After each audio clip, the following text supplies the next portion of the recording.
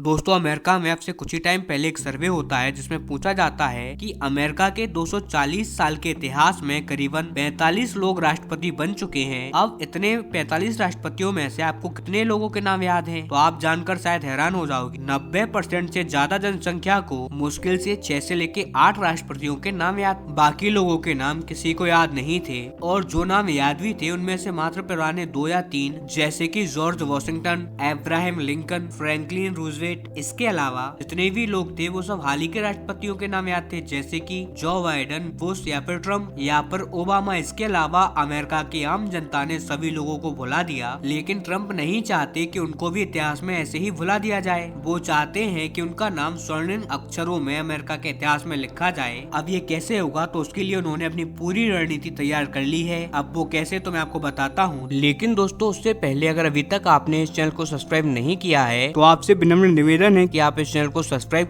कर notification bell को on कर लीजिए और वीडियो को लाइक कर दीजिए। चलिए हम वीडियो में वापस आते हैं। दरअसल अमेरिका के राष्ट्रपति जो बनने जा रहे हैं यानी कि डोनाल्ड ट्रम्प, उन्हीं के जो बेटे हैं यानी कि एरिक ट्रम्प, हाल ही में उन्होंने ये पूरी एक चेकलिस्ट जारी करी है जिसमें उन्होंने कहा है कि डोनाल्ड ट्रम्प की बकेट में 3 देश शामिल हैं, यानी कि ग्रीनलैंड, कनाडा एंड पनामा। इन तीनों देशों को अपनी लिस्ट में डाल लिया है और अब हम इन तीनों देशों को खरीद कर अमेरिका में शामिल करेंगे। और इस बात को खुद डोनाल्ड ट्रम्प ने कहना स्टार्ट कर दिया है। हाल ही में पिछले 1 महीने से वो मुद्दा उठा रहे हैं कि कनाडा तो एक राज्य है अमेरिका का, लेकिन इसी के साथ उन्होंने अब ये भी कहा है कि 2016 में जब वो राष्ट्रपति बने थे, यानी कि 2016 से 2020 में जो उनका कार्यकाल था, उसमें डोनाल्ड ट्रम्प ने कोशिश करी थी कि वो ग्रीनलैंड को खरीदें और अमेरिका के अंदर मिला लें, लेकिन उस टाइम पर डोनाल्ड ट्रम्प सफल नहीं हुए। अब उन्होंने बताया कि उस टाइम पर जो अमेरिका की कांग्रेस थी, यानी कि अमेरिका का जो सीनेट है, उसमें हमारा बहुमत नहीं था। मेरे प्रयासों को हमारी संसद ने ही सपोर्ट नहीं किया, लेकिन इस बार संसद के दोनों सदनों में यानी हाउस ऑफ रिप्रेजेंटेटिव यानी कि अमेरिका का जो लोकसभा है और अमेरिका का जो राज्यसभा है यानी कि सीनेट, दोनों में अमेरिका के राष्ट्रपति डोनाल्ड ट्रम्प की पार्टी उन्हीं का बहुमत है, यानी कि इस टाइम पर उनके पास प्रचंड बहुमत है। अब ऐसे में अगर वो कोई भी कदम उठाते हैं तो संसद से उन्हें बम्पर सपोर्ट मिलेगा और इसी वजह से वो ग्रीनलैंड को खरीदने के प्रयासों में जुटे हुए हैं। अगर आप ग्रीनलैंड को नहीं जानते तो आप स्क्रीन पर देखिए, ये जमीन का एक बहुत विशालकाय टुकड़ा है ग्रीनलैंड। हाँ, अगर आप इसके नाम से कंफ्यूज हो रहे हो कि ये ग्रीनलैंड है तो बहुत ग्रीन होगा, तो ऐसा नहीं है। रियलिटी में तो उसका नाम आइसलैंड होना चाहिए, क्योंकि ये पूरा का पूरा जमीन का टुकड़ा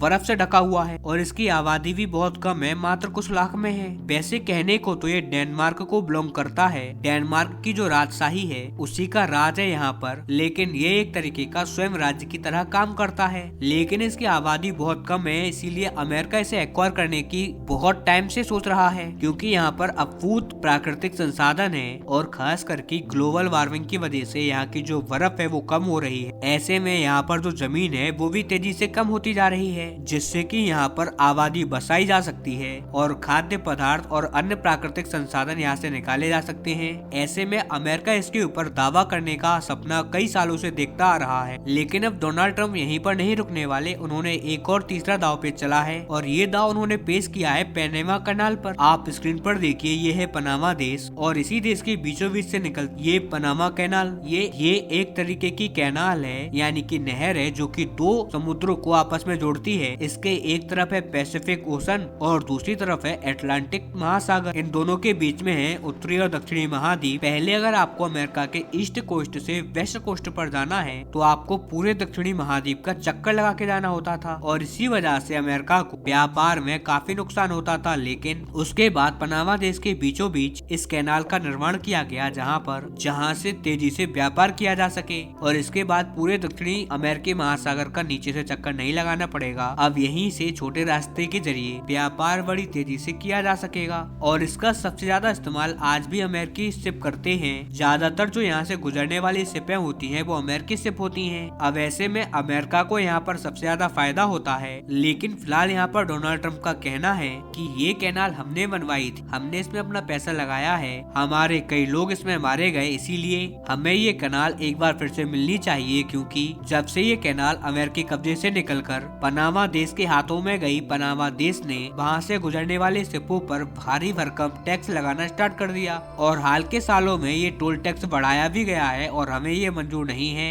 ऐसे में या तो पनामा यहाँ पर टोल टैक्स कम करे, नहीं तो अब हम इस कैनाल को अमेरिका अमेरिका में शामिल कर लेंगे और इस पर कब्जा कर लेंगे। अब आपको बता दूं कि डोनाल्ड ट्रंप की पूरी इच्छा है कि इस टाइम पर पूरी दुनिया के जो 10 सबसे बड़े देश है ना, जिसमें अमेरिका 4 नंबर पर आता है, पहले पर रूस, दूसरे पर कनाडा, तीसरे पर चाइना और अमेरिका आता है चौथे नंबर पर। ट्रंप चाहते हैं कि उनके कार्यकाल में यूनाइटेड स्टेट का जो भूभाग है वो दुगना हो जाए और उसके बाद अमेरिका दुनिया का सबसे बड़ा भूभाग वाला देश भी बन जाएगा। चीन और रूस को वो पीछे छोड़ देगा और ये काफी हद तक पॉसिबल भी है अगर अमेरिका ग्रीनलैंड को रियलिटी अपने देश में मिला लेता है, जिसकी संभावना आज के टाइम में सबसे ज्यादा है। और देखने वाली बात ये होगी कि ट्रंप आखिरकार एक्चुअल में इसके लिए क्या कार्रवाई करते हैं। जो भी होगी मैं आपको बताऊंगा। तब तक आप कमेंट करके बताइए कि आपका इस पूरे मामले पर क्या मानना है।